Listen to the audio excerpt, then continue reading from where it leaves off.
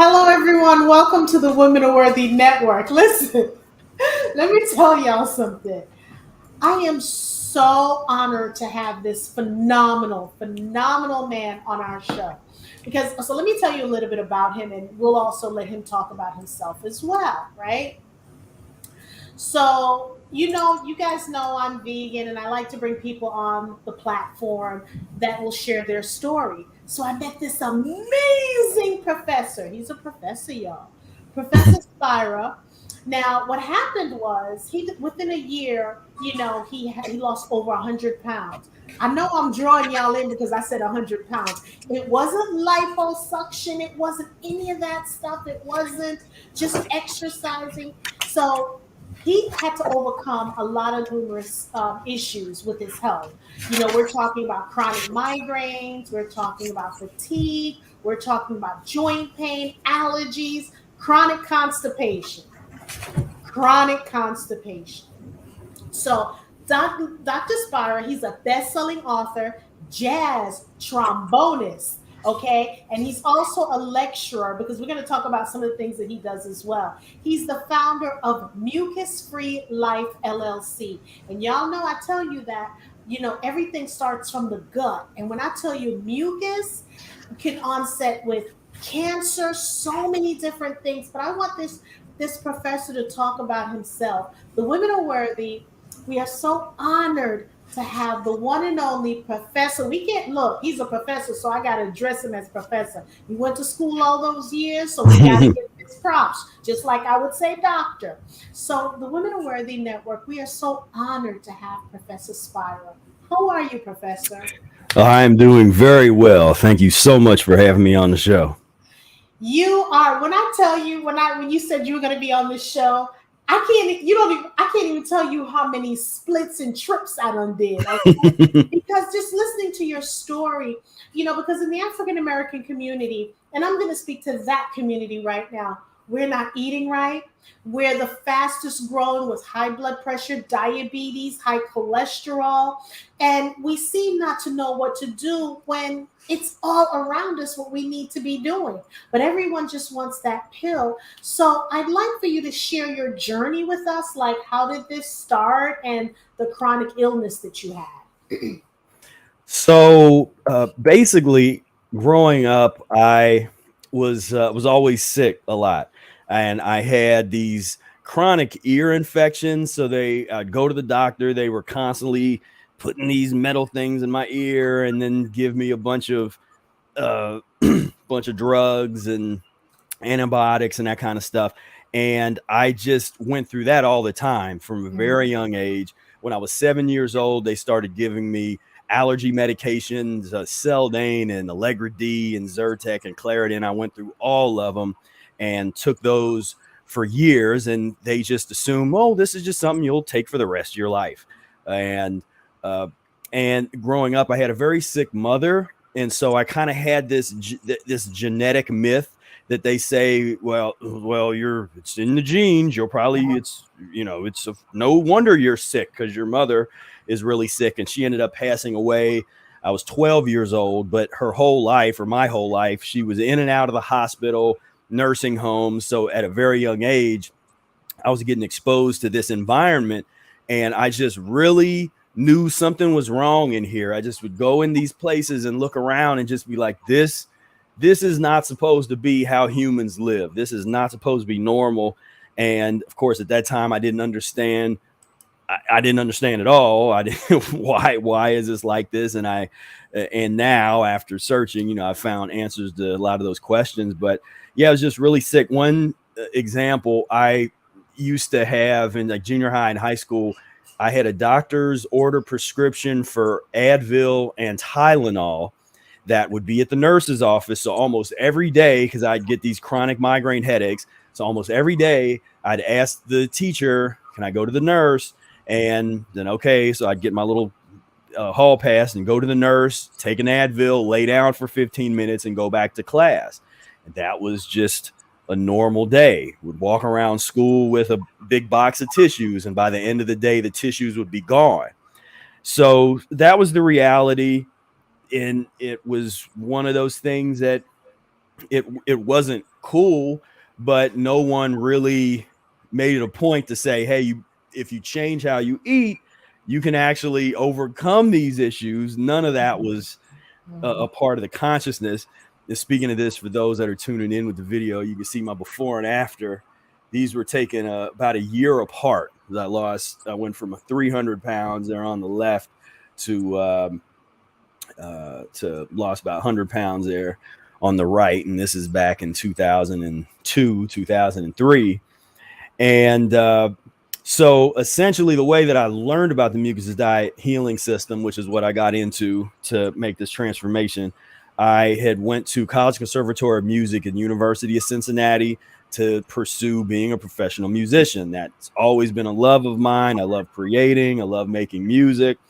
And so I wanted to pursue jazz trombone, and that's what I did, jazz trombone performance. And the first year, I made it a point to go out into the Black community to try to find the natural musicians that's really part of the tradition to get that, passed down. And in doing that, I met Willie Smart, aka Brother Air, who ultimately told me about the Mucusless Diet. And it actually happened at a jazz jam session. In between the sets, there was a big buffet, and I'd got this big plate of all these chicken wings and all this mess.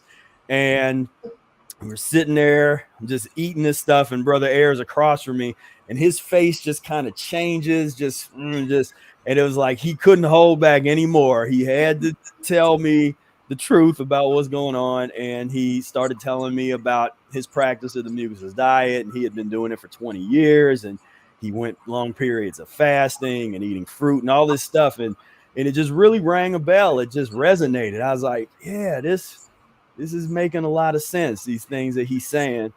And so after that discussion, I went and got the Mucusless Diet Healing System book by Professor Arnold Ehret and read it, and just totally blew me away. I mean, it just was like aha moment after aha moment of just, it answered so many of the questions that I had just about the suffering of humanity, why we're in this condition that we're in, the cause and cure of human illness.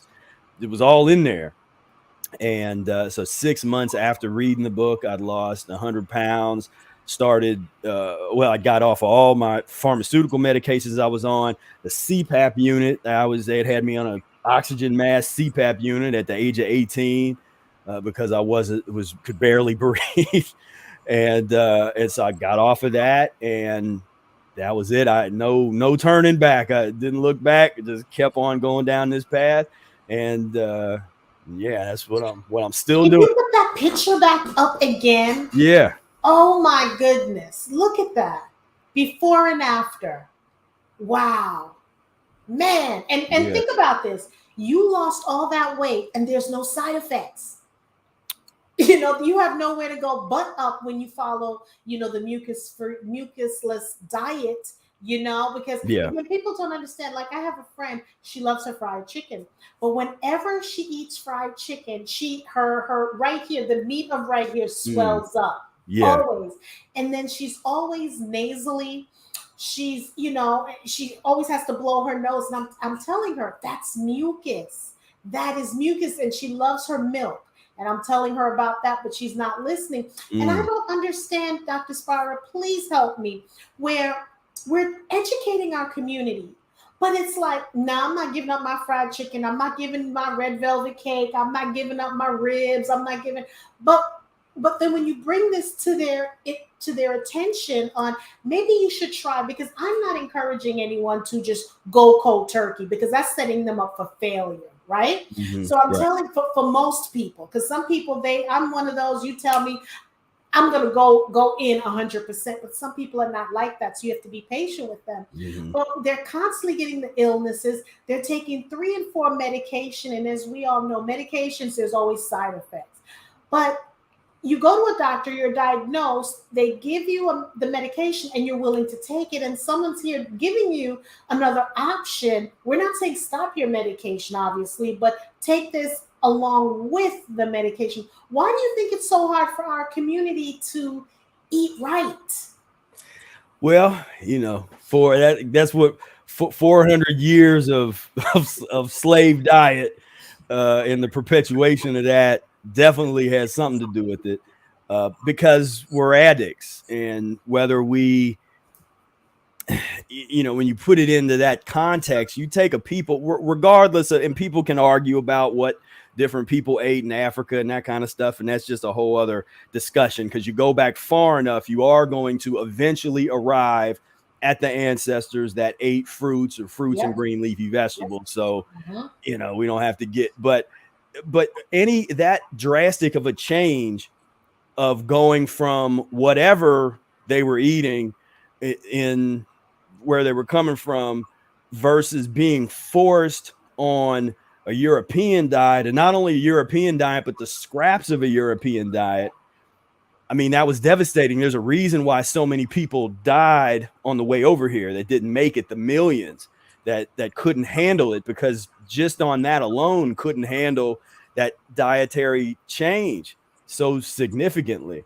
And so we have yet to really start dealing with that, because there's a lot of things we're that I don't know if we're really dealing with yet adequately, just from a mental standpoint, and just really understanding the history, understanding what happened to us, the post-traumatic slave syndrome, as some people say, to really understand the depths of that.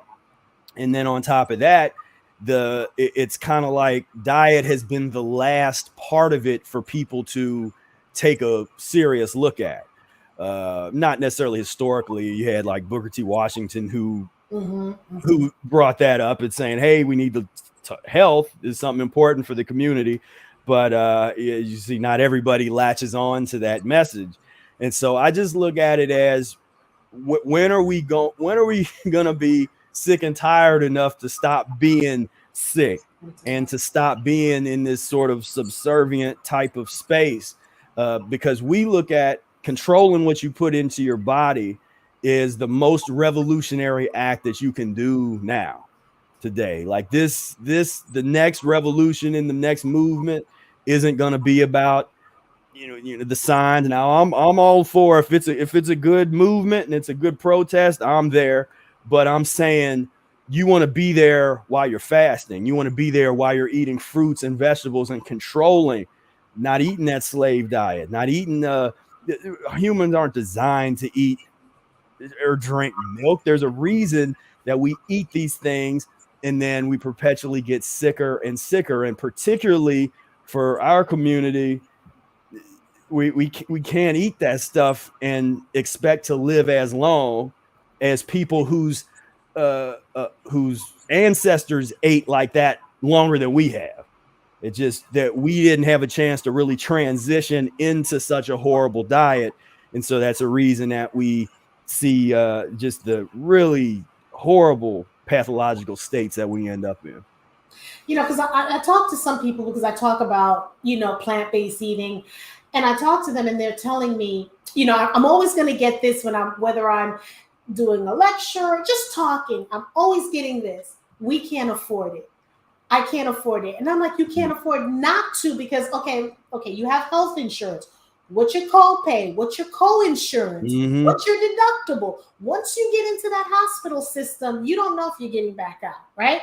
But when you go in, think about the amount of money that you're paying when you get into the hospital. But if you start eating right, because again, I'm a work in progress. I am very impatient with my people when they tell me they can't afford it, and they keep, because what's the definition of insanity? Doing the same thing over and over again. Right. So I'm talking to you, and sometimes they'll tell me, well, I'm not losing weight and I'm doing this. You're not doing the right thing. You're not eating the right foods, because that's what you have to start eating. Because one of the things I was thinking, what happens, people are always talking about the end of the world. What happens if you can't go to the supermarket to get your meat, your chicken, your fish? Why don't you start, reconditioning your body now for the things that soothes it? Because what I've noticed with my body, yes, vegan, that's great. But my body more appreciates raw foods. When I eat raw foods, and I have to be careful because when I eat raw foods, I slim down a lot where I'm like, wait a minute. So I have to get the caloric intake up. But to be honest, I can sleep 4 hours and I sleep comfortably.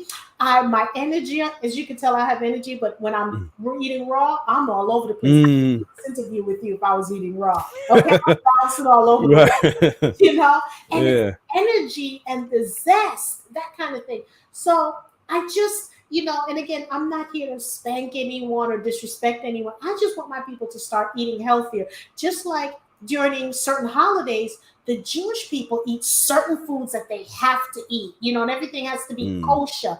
And in the Muslim community, it's the same. So I would just like my people just to take time to just love themselves and love your body. Your body will appreciate it because it's less things that it has to go through the digestion and the excretion. It's just so much that, and I'm in the South, and when I tell you, I'll be hearing about the hammocks, cornbread, ribs, fried chicken in church and after church, and collard greens with hammocks.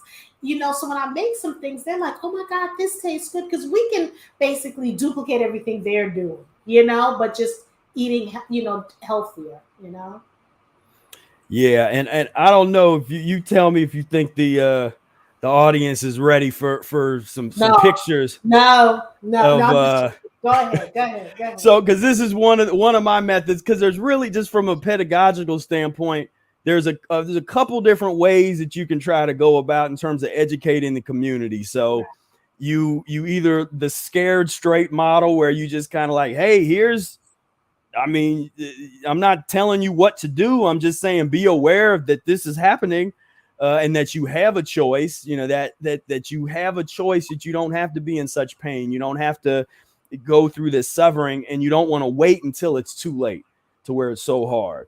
And so this is when I had to get out the mucoid plaque pictures, where so all this is all this slime, all this mess. This is inside of everybody that's not doing what we're talking about. You got pounds and pounds of this stuff.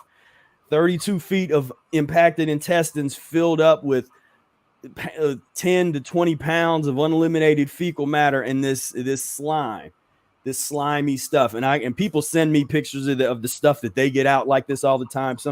I don't know why people think this is fake. They're like, oh, that's not real. I'm like, okay, then you ain't never cleansed at all, because this stuff is ready to come out as soon as you get it out. And it's like, wouldn't to try to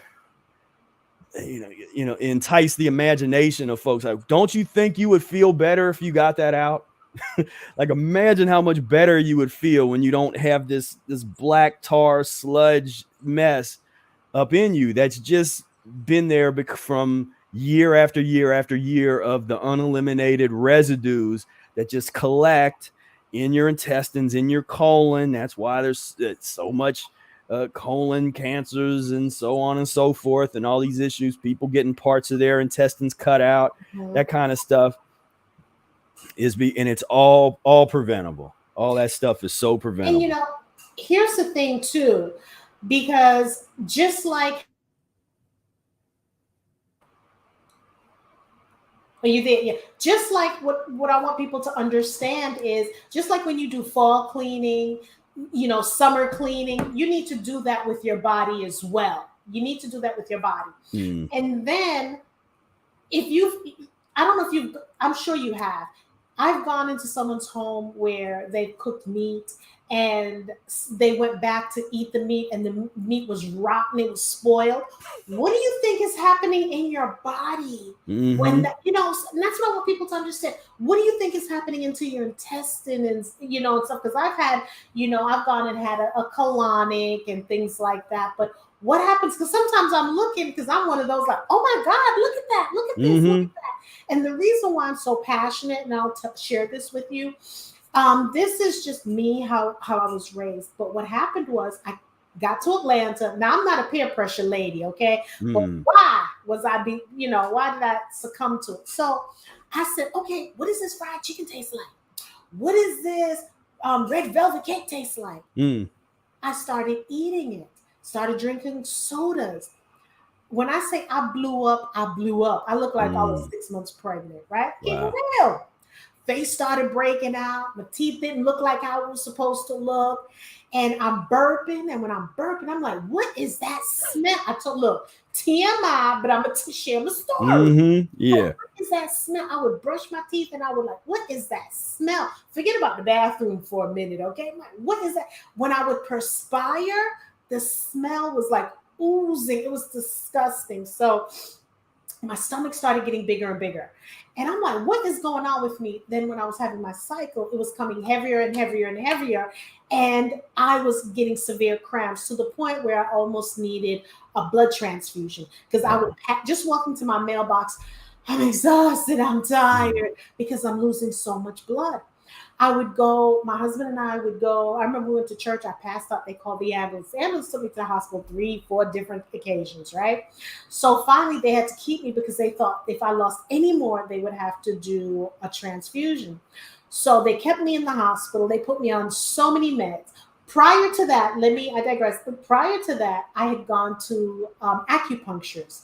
She told me that I need to stop eating the chicken because I was like getting addicted to it. And I'm like, because when you haven't had anything and then you have it, you're like, oh my God, every day. And so she told me, when you eat the chicken, what's happening is they're injecting the hormones in the leg and the wing and the thigh. And most Black folks, when they eat fried chicken, they eat the wings. I didn't know this, but my stomach was getting huge. So she would do some acupuncture on me, and it was painful in my tummy. It was like more than 50 needles, right? So, and I was still eating my stuff. So I was like in the candy land, like, y'all kept me away from this all my life. Oh my God, it's good. I would go out with my friends, they're eating it, and I bring my food, and I'm like, let me try. So anyway, so I go into the hospital. They give me so much medications, Professor Spira, that I had high blood pressure. I had high cholesterol. It was to the point where they could not get my veins. They couldn't get my blood because my veins was collapsing. They had to go through my neck.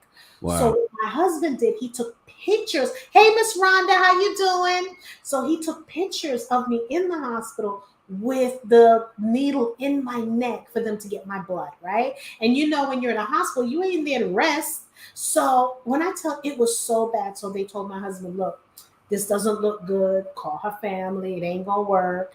Wow. Yes. Wow. And I'm laying in the bed and I'm like, what in the hell is happening to me? How did I get here? This is not me. How did I get here? So I signed out AMA, that's against medical advice.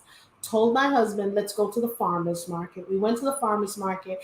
And when I left, the doctor's like, okay, basically he was planning my funeral. Okay. And he was, like, oh my God, look at your high blood pressure. I didn't have high blood pressure before. And it wasn't noticeable. So maybe I was getting it, but with the meds and everything they were pumping in me, my body was like shutting down. And I said, okay, I know what I need to do. This is what I'm going to do. So I told my husband, and the doctor's like, no, we're not responsible. Well, if I sign out AMA, you're not responsible anyway. And when I tell you I couldn't get out of the bed, I wanted to rip everything out of my arms. So, and I'm so glad my husband took that picture because you can tell people, but when they see what you look like, folks are looking at me like, what in the hell? That can't be you. You know, because you have your picture. But when I tell you I was busted, I was fly like this. I was busted. So anyway, so I said, okay, let's go to the farmer's market. I bought carrots. I bought celery. I bought beet juice. Because again, being Jamaican, we would drink our beet juice with lime and all that. I said, I'm going to juice. I promise you, Dr. Spira, for 30 days. The doctor said, when I leave, I need to make sure I see my PCP. So when I called her, and I went to see her because since they have the same electronic medical records, she could see what happened. She was looking, and she also did a workup on me. So when I saw her, she did a blood workup on me. She told me to come back, and she had checked. She's like, "What's going on here?" your cholesterol, there's a mistake. She started taking now mind you, when I left, and I have a picture, I have a total of 20 pills. And I took that picture, 20 pills I was prescribed. Okay. I took the picture, took the name off and everything, but I took the picture. Wait a minute. So why am I taking all of these medications? Because they come in one day, prescribed medication, come in the next day. It was ridiculous. Now, mind you, they're giving it to me intravenously. But when I left, this is the prescription, because he wanted to make sure he wasn't going to get sued and blah, blah, blah, blah. So I promise you, so 30 days, I'll go back to my doctor, nothing. Wow. 30 days, okay, where he's written me off for dead. So that's why I'm so passionate, because you basically spoke death over me, but I spoke life over me. You know what I'm saying? And thank God my husband's on the same page with me. I'm telling you, it was juicing. So at least I can say I know what it's like in that world. You know, I'm like, I never tasted. I did. And I was living it, and it damn near almost killed me. Yeah. That's that's a beautiful testimony.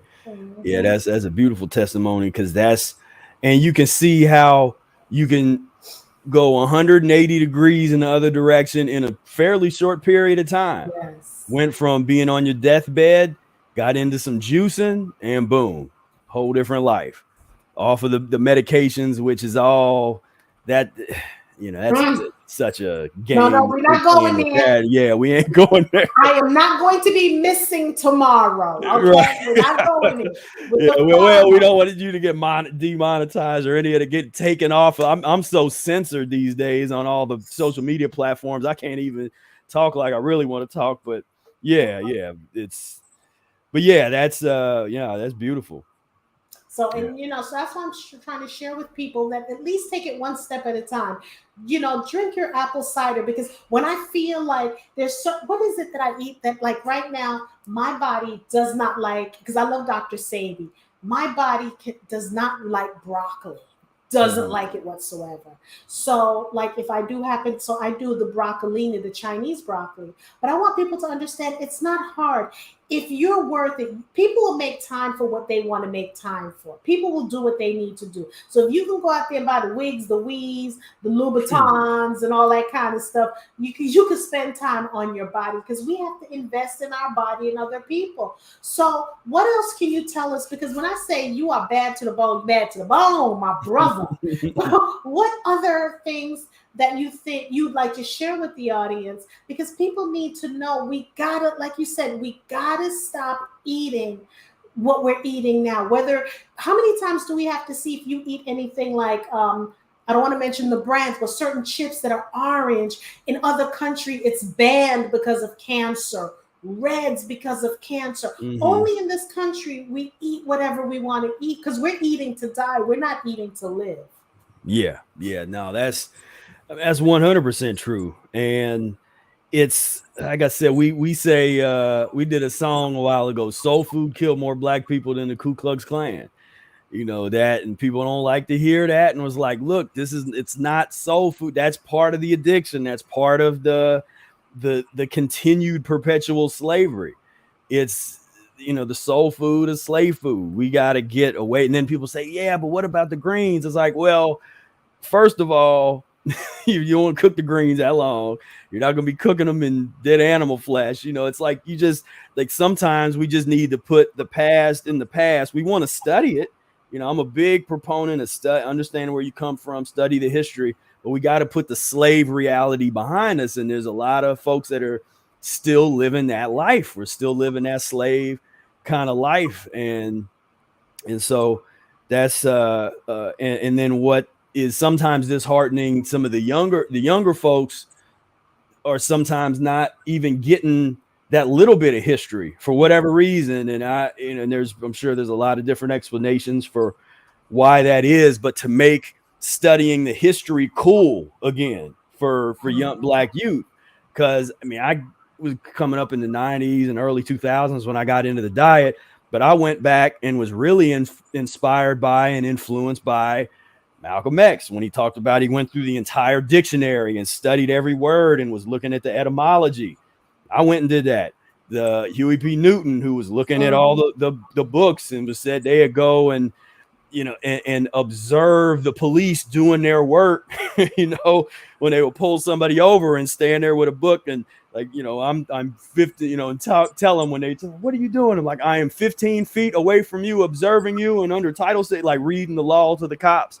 That energy inspired me. And I was like, those were young people. That wasn't the elders. Those were the young Black people that were leading the movement, leading with that energy, and studying, really understanding the history, really understanding these things, and then with some of them being into a certain level of diet. But that was the one thing they didn't always necessarily want to talk about. Malcolm didn't want to talk about, I eat once a day, because he had, for whatever reason, people wasn't ready to hear that message yet. And so that's something that I definitely encourage the young people to really study the history, like look into that, look at why, and always ask the question, why? Why is it that we have this value system that we have, where we value all these material possessions that we didn't create for ourselves, that somebody else created? We value the worst food that keeps us subjugated, that keeps us docile. I watch every once in a while, I catch one of these like rap videos or something from like the past 5 years, and it's just like I see so much just docility, just straight, like, where is the consciousness? Where's the rap that's talking about anything halfway conscious, and I know there's a few things here and there that you can cherry pick, but that's not what the masses are listening to. They're listening to don't say the name. Don't say the name. Oh no names. Just like we have the Professor Griffs. We have the I miss DMX. I miss him. But conscious people are the Professor Griffs. We have the Commons. We have so many people that are out there, but people are not listening to them. This generation is not listening to that. And you're right, we have to go back to eating, because just like people talk about stinking thinking, stinking eating, because someone said something to me and they're like, when people are eating meat, if they have a dog, they should imagine, and this blew me out of the water, they should imagine that they're eating their dog.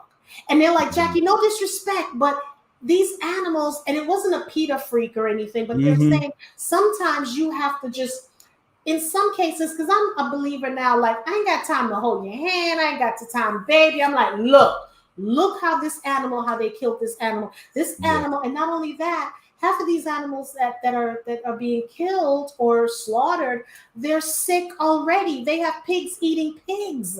Okay. And that's what you're eating. People are constantly coming at me or trying to come for me, but I'm built for this. Okay. I'm built for this. So when they come to me and they're like, well, milk, first of all, milk is not for human consumption. Okay. No. And they're like, but we need our protein when it comes to meat. No, because you're cutting out the middleman. Why is the cow eating the grass? Why is the horse eating the grass? Come on, use your common sense. And it's not that I'm trying to beat anyone down, but when I tell them these things, they're like, oh, please, push off, things like that. But when are you going to realize you keep drinking milk and you wake up every morning and you have sinus issues or you have allergy issues and you have stuff running down your nose, and these little babies are getting colic, they're getting this, they're getting that. And so someone said, well, breast milk, I said, breast milk is nowhere near cow's milk. At all. Oh my God. Yeah. The chemical constituency is closer to fruit juice than any kind of cow's milk. But it's like those kind of responses are, again, that to me, I just see a reflection of the consciousness and the addiction, because people are in denial. They want to, and they're trying to hold on. When you challenge that addiction, because what the society has done is make it very comfortable to live the debaucherous lifestyle and the gluttonous lifestyle. And so they feed them all of these things. That's why we hear the same stuff all the time. And I go in on protein because I'm one of the more, and some of us in our camp, I go to the heart of it. I don't even believe in the theory fundamentally at all, because first and foremost, the word protein was invented by some Europeans and that Francois Magendie was doing these sadistic experiments to the point where he got in trouble with the parliament. He was doing sadistic experiments on dogs where he was starving them. That was in the 1810s. Then a chemist named Mulder came in and tried to name some of these chemical constituents, and they came up with the name protein. First meaning pro, or pro meaning first, teen meaning like principle, inferring that the first principle to life is this nitrogenous substance that we generally, they think that they get by eating dead animal carcass.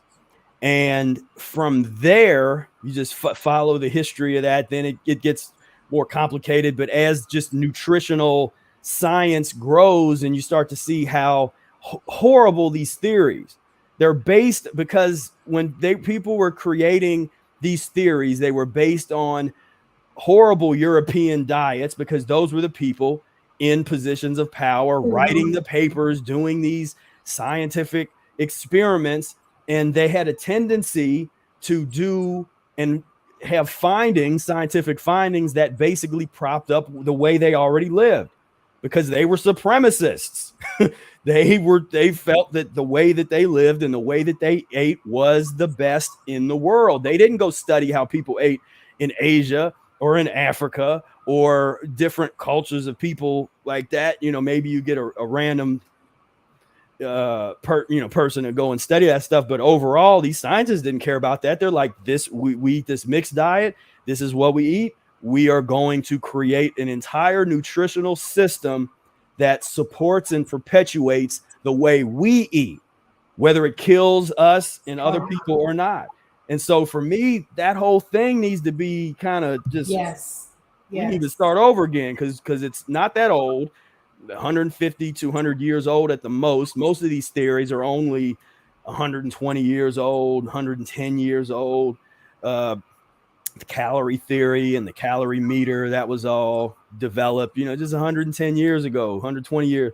And so I'm saying that we don't need that. We had generations and generations of ancestors that lived way better than we do, longer, no matter. Don't listen to them, because again, that's another one of these Eurocentric things where they start saying, oh, we live so much longer today than we used to. Well, maybe in Europe in the Middle Ages, when people were, with those horrible sanitation and terrible eating conditions and stuff, but we don't know, because they didn't know. We don't know our ancestors, how old they really got, and how, they weren't going, when they were going in to mess with the tribes, they weren't asking. That you could be looking at somebody they thought maybe was 30 years old that could have been 90 or 100 years old. They didn't care. And so I'm just a proponent of scrapping that whole nutritional, just the whole structure, and questioning all of it, because it's all just real problematic. Yeah, I agree. And also the food groups. I definitely, I think that needs to be done, because they're like, you need to have a certain percent of carbohydrates. Here's the thing, and this as well. Our body metabolizes things differently from the Europeans, because you can't, just because, let's say if I have, or someone who's African-American and they have high blood pressure, and you're prescribing them the same pill across the board. It's a known fact that our body doesn't metabolize the same way as theirs. So you can't just write a script across the board. You need to sit down and have conversations. For me, what I would love to see in the healthcare system is, and that's the only time I mention it, when you go to your doctor, write a script for eat apples, eat greens, eat this, eat that. Well, they're not even allowed to say that. I mean, that's the problem. The whole thing is so corrupted that most of the doctors don't even get bad nutrition education, where they're just they get, people talk about that. They get like 6 months worth of just talking about nutrition, and they're just, it's all real reductivist. We're trying to look at, blood work and this kind of stuff. And again, like you said, they're trying to do this all across the board, that everybody, but we don't know what the blood work of a healthy person, of an actual clean person, somebody that doesn't have 32 feet of impacted intestines, that's lived eating fruits and vegetables for decades. And so, yeah, the whole thing needs to be questioned. My thing with the medical industry is, this is a good, this is a positive. I'm gonna give them one. There's one compliment that I give them. I got cameras all around the house, so I'm ready. No, there's one compliment, which is emergency care. That's it. So if I'm in a car accident or my hand gets chopped off or something like that, you have permission to take me to the emergency room, and I will and do whatever they do. But what I noticed, and I just went through this with a loved one, because we went going to the emergency room, and I watched this whole thing now as older, because the last time I'd even been in those spaces, I was young, and so with my mom. And so what I noticed was they are really good at getting you stabilized, and the worse off you are, the more miraculous it looks. And that's why it can fool us, because we're looking at that like, this person was about to die, and now they're on this ECMO machine, or they're whatever they did, or it gave them a blood transfusion.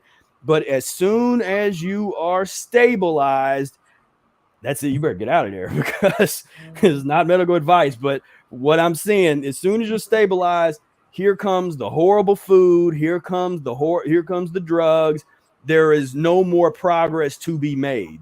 At that point, now we're just going to keep you here. We're going to keep you sick. We don't want you getting too much better, because after stabilization, if they knew what we know, then you would bring in the juices. There should be a fresh juicer in every hospital room.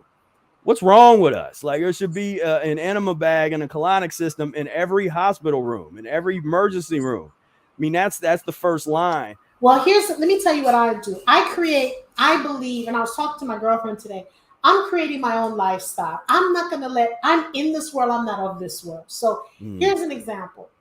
When I was working in the medical field, my company, I would travel throughout Georgia and central Alabama. So they would put me up in hotels, and I said, I don't want hotels. I want an extended stay that had a kitchen that I can cook. So they would pay. So it turned out it was cheaper for them to give me money to go to the Whole Foods and I would cook my foods, right? So for me, it was great by doing that. And they're like, oh my God, you can go downstairs and have breakfast. And I'm like, no, I'm cooking my stuff here. Before I would leave, I would go get a massage, because it was a 2-hour drive. So I'd go into the Asian community or whomever to give me a massage. I would get in the car, drive, pick up my groceries, go cook breakfast, lunch, and dinner, come back, get another massage, and come back home. So people are like, this is crazy. I said, it's not crazy. You guys can go eat the steak, the lobster, whatever it is you're eating. But notice you've put on 30 pounds. You're having so many issues going on right now. So that's why for me, it's so important that we eat better, because again, I keep saying it behooves me, but when you're in this, you have to recondition, you have to rethink, unlearn what you're doing. But the information is out there, because now we have cardiologists that are telling people who are going in for heart surgery, start a plant-based. We're starting to get more MDs. It used to be DOs. We're getting a lot of MDs now who are subscribing to, okay, you need to do a plant-based diet. You don't have to do the Mayo Clinic diet if you're going through a heart issue or a cardiac event. And it's just so wonderful seeing that. And blood pressure issues, and I'm telling people, hey, start listening to binaural beats, start meditating, because stress is the number one factor. Cancer, heart attack, blood pressure, and all that. And I remind people, if you have someone that's in your life that's toxic, mother, father, sister, son, husband, baby daddy, brother, get rid of them. Okay? Because you need that. And you mentioned something earlier that people just can't believe. We have to get rid of, you got to eat 3 meals a day or 6 meals a day. We got to get rid of that, because people need to understand that your body needs to rest. It needs to stop digesting food. It needs, so the 1 meal a day that Malcolm was doing, now everybody's jumping on this fasting. Intermittent fasting, which is actually a word that they stole from Arnold Ehret, and they recontextualize it. I usually have to explain actually what the original meaning of the word was, but Yeah, no, you're totally right. You know, the no meal a day. I mean, I've been eating 1 or 2 meals a day for 20 years, and that's fine. It's because it's just a habit. All Mhm. this eating and this overeating, Yeah, and this really gets to, again, the core of the one of the main reasons that we believe in these theories, the nutrition theories, and the protein and the milk and the got milk and all that stuff. And from the 30s and 40s on, you're talking about intensive propaganda and marketing. So all of this stuff, most people's concept of nutrition is shaped by marketing, not by science, not right. by educators or professors. It's shaped by commercials and marketing. And you can't go into a school still, because I ask people, and they have kids in there in school. You can't go into a school cafeteria or gym and not see some athlete with trying to promote With the milk on there. milk, Get your yeah. protein and drink your milk. This is horrible propaganda. And if people, I mean, if anything should be against the law, it should be that. But again, it's corrupted. The whole system is wrapped up together with the moneyed interest. I mean, when you had the the cattlemen association taking Oprah to court, trying to flex, Yeah. it's like, okay, they're really trying to let us know that don't mess with us. I'm saying, And I guess it's basically, I don't see it, so I don't care. Meaning, if you see how they get the milk from these cows, and it's on the internet now, you oh see yeah, people who work there, and they're showing you videos with the pus going in the milk, the blood going in the milk, and people are just like, you know, not caring. Or they don't want to see it because when you see, I saw them chop up, or what they were not. Let me not use chop up, but I saw them doing some things on what they were giving the oink oink. And I'm mm-hmm, like, oh my God, and you're eating that. So think about this. You got to remember, if they're giving the chickens um, antibiotics because maybe it's not feeling well, so to speak, not the GMOs, but the antibiotics, you're ingesting that as well. Just like when you just visualize this. When you're eating and you're pregnant, you're feeding your baby.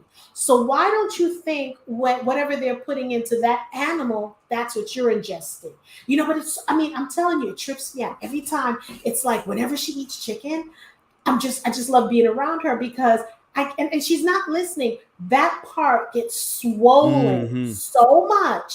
yeah, And it's like, wow. And then her ankles, and I'm like, I'm telling mm-hmm, you. So then when she goes through, like, I'll help her detox and she'll drink her apple cider and get some of this mucus out of her and the fruits and vegetables. Because she said her doctor told her if she eats, someone told her if she eats a lot of vegetables, or I mean fruit, she's going to be diabetic. We're not going to go there. That's another show. That's another show. yeah. But you have just been so instrumental and so inviting and also sharing your story. That what's next for you? What's next on the horizon? You're a phenomenal, musician. What's your next thing that you want happening? So right now we're just growing the community, growing the number of people that can get access to the message. It can be, just out here. I've been on promoting the Mucusless Diet and the lifestyle and stuff, just starting from just a real humble beginnings of just sitting here, just talking about it. Years ago, we used to have a radio show on a local radio kind of space. So we were always just putting this information out. And now we're just, getting more organized, having more educational opportunities, like Mhm. coaching programs and e-courses and all that kind of stuff, just really trying to take it to the next level and just get it out there to more people, because we need it. We really need it. But what I really am happy with seeing how many people are starting to get it. Folks Mm-hmm. that are reading the book, folks that are starting to practice this lifestyle, starting to really take on the banner of a practitioner of the lifestyle.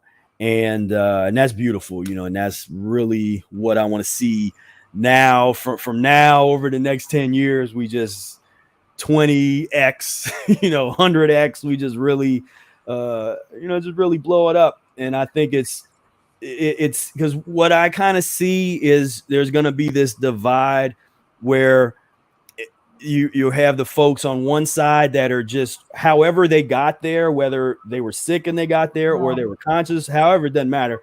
They're like, okay, well, look, I like doing this. And we're seeing this even with some of the famous folks that are like, well, yeah, I'm going vegan now. They didn't, and however they got there. And so you're going to have those folks over here.